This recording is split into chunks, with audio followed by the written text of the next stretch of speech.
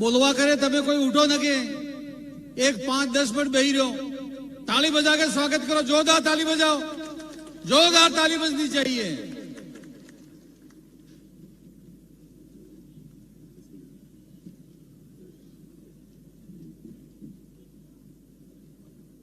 आज के इस चुनाव प्रचार में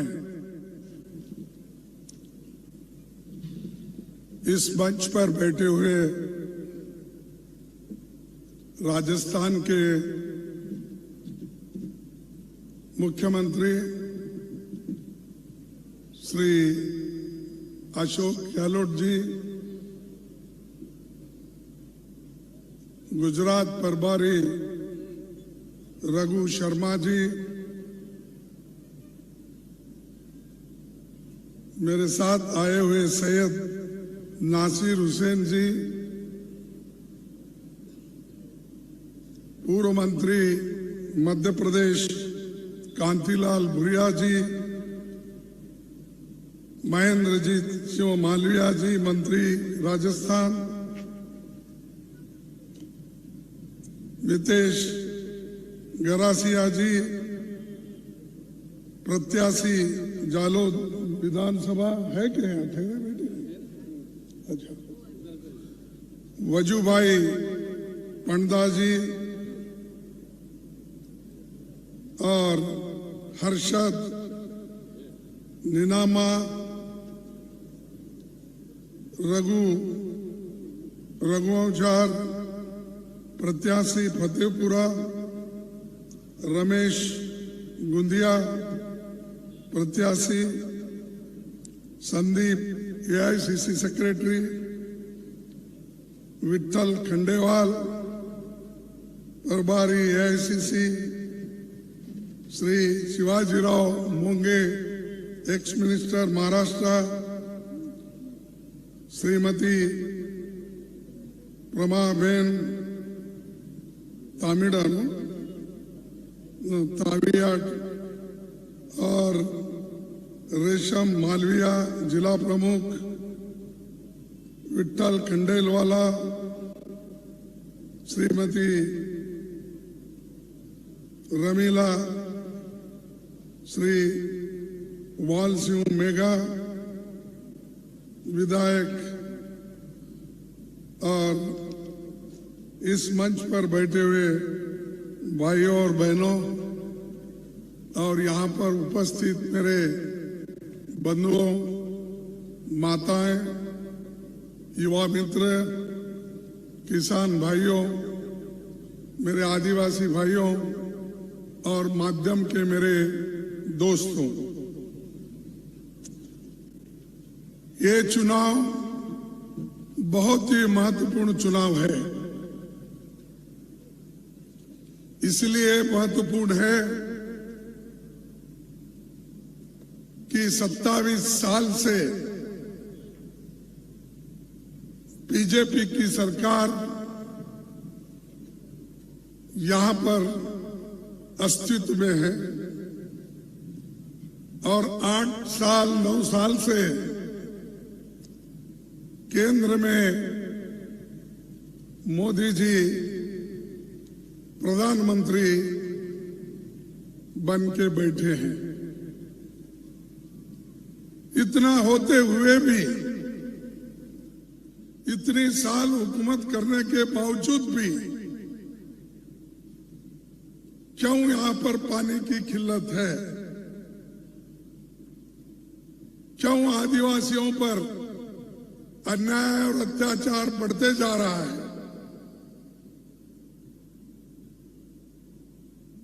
तो 3 साल के मुकाबले में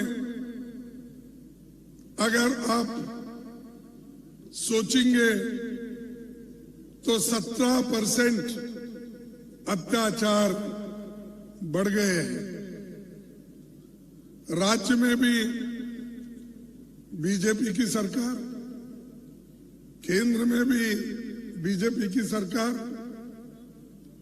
और मोदी जी तो हर वक्त आकर यही कहते हैं कि मुझे देख के वोट दो, मोदी को वोट दो, तो लोग तो मोदी को ही वोट दे रहे 27-28 साल से, फिर भी यह अत्याचार क्यों कम नहीं हो रहे?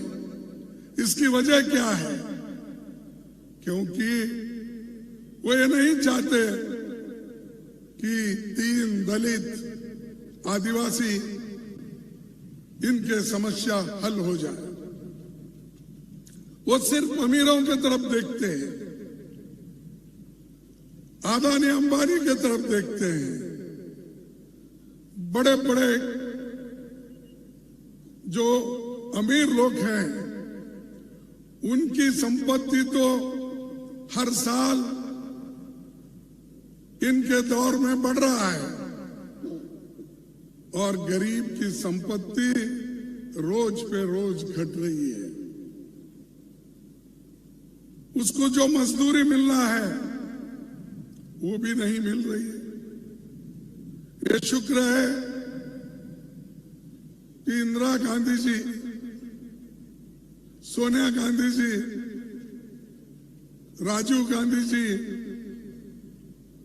ऐसे नेताओं ने गरीबों के लिए कुछ योजनाएं बनाए, उसका फायदा गरीबों को हो रहा है। थोड़ा कुछ गरीब सांस लेते लेते जी रहा है। लेकिन मोदी जी का गरीबों के बारे में क्या काम है, अगर वो बताएंगे तो हमको बड़ी खुशी होगी। वो सिर्फ हमेशा यही कहते हैं कांग्रेस ने 70 साल में क्या किया। अरे कांग्रेस 70 साल में कुछ भी नहीं करती और कांग्रेस के जो बड़े बड़े नेता वल्लभ भाई पटेल क्या गुजरात के लिए कुछ भी नहीं किए?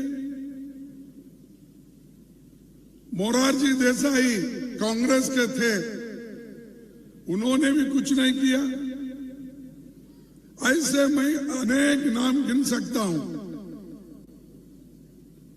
अमर सिंह जी, जिसने 75% नर्मदा का काम कंप्लीट करके दिया और बाकी का 20-25% काम इनके जमाने में हुआ और उसी को कहते हैं कि हमने नर्मदा का काम किया, हमने वल्लभ भाई पटेल का स्टैचू बनाया। हम पूछ रहे हैं कि किसने ये प्रारंभ किया? नर्मदा का जो डैम है ये तो पंडित जवाहरलाल नेहरू जी 1961 में 5 अप्रैल को इसकी बुनियाद डाली थी। तब से ये काम चलता रहा और 4 राज्यों में इस पानी का मसला रहने की वजह से वो धीरे धीरे चलता रहा। लेकिन अमर सिंह के जमाने में इसको खूब बढ़ावा मिला। कांग्रेस के जमाने में इसको ज्यादा से ज्यादा पैसे देके आगे बढ़ाए। अब वो कंप्लीट हो गया और कंप्लीट हुआ, लोगों को फायदा हो रहा है और एक तरफ पीने का पानी की व्यवस्था हो रही है, एक तरफ खेती के लिए इरिगेशन का एक सहूलत मिल रही है। जिस गुजरात में 1960 के पहले अनाज का भंडार यहां पर खाने के लोगों को 34 लाख टन चाहिए था और पैदावार कितनी होती थी? सिर्फ 16 लाख टन। तो ये जो लोगों का पेट भरने का काम, जो देश में ग्रीन रेवोल्यूशन, हरी क्रांति और पानी देने का काम किसने किया? जहां 16 लाख टन की उत्पादकता होती थी और 16 लाख वहां पर अनाज कम गिरता था, तो ये लोगों को पेट भरने के लिए किसने काम किया? वो तो कांग्रेस ने किया। फिर भी हमको पूछते हैं आपने क्या किया? हमने तो यही किया, नर्मदा डैम शुरू किया, 75% काम किया, व्हाइट रेवोल्यूशन, हरी क्रांति के बाद हमने दूध का उत्पादन बढ़ाया। आज आनंद डेयरी सारे हिंदुस्तान में मशहूर है। क्या यह भी आपने शुरू किया है? ये आनंद डेयरी, अमूल, ये सारी चीजें मोदी साहब के जमाने में हुई।